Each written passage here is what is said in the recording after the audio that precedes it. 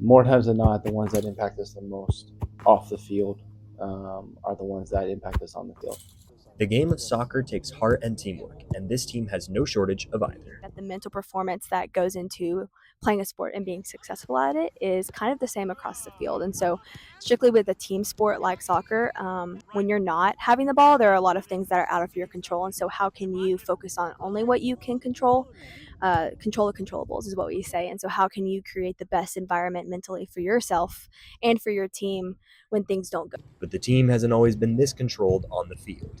Obviously, there's been moments in the trenches and the mud, and but I think that's the reason why we are here, kind of where we are in this point in time. This save that sent them to the CCS tournament in Florida last year marked the end of the team's struggles and new beginnings. I think the relationships from last year were really, really good, and I want to like continue growing those relationships.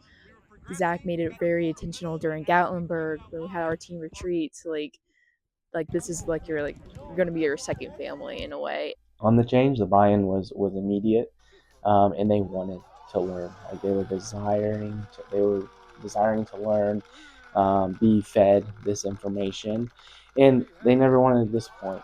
Like it, and I wouldn't consider a 9-loss season a disappointment, because then you go from that to the next year. It was all learning. It was all growth. Sometimes you got to get hit in the face every once in a while. You got to take some punches. You're gonna have good years. You're gonna have bad years. You're gonna have great years. You're gonna have mediocre years.